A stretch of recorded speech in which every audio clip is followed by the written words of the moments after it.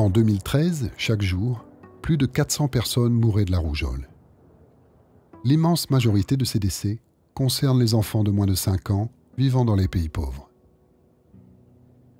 Les systèmes de soins y sont peu développés, pas assez d'hôpitaux, trop éloignés, mal équipés.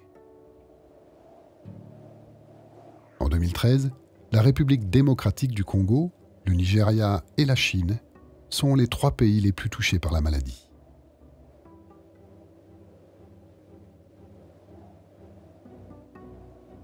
Pour lutter contre cette maladie très contagieuse, le vaccin est l'arme la plus efficace. Toujours en 2013, 84% des enfants dans le monde ont été vaccinés.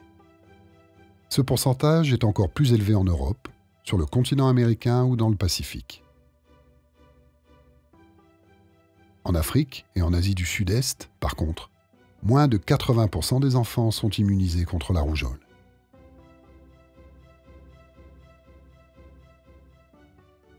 Mais rien n'est jamais acquis. En France, la rougeole est en pleine recrudescence depuis la fin des années 2000.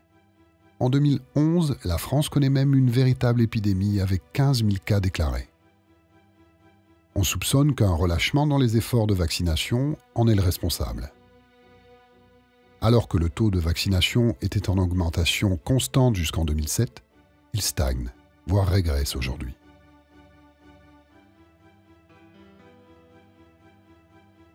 Toutefois, depuis les années 2000, les campagnes de vaccination dans le monde se sont intensifiées, notamment à travers le Plan d'action mondial pour les vaccins de l'Organisation mondiale de la santé.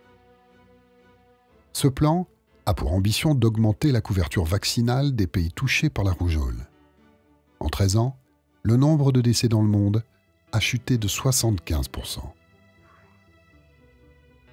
Mais si les progrès dans le monde sont nets, la couverture a stagné dans certains pays d'Afrique où depuis 2009, on assiste à de véritables flambées épidémiques.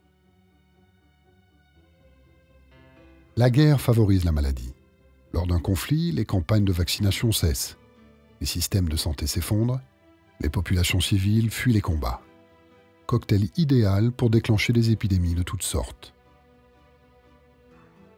En 2011, en Syrie, où la rougeole était presque éliminée, la guerre civile a provoqué en moins de 2 ans une épidémie de 7000 malades.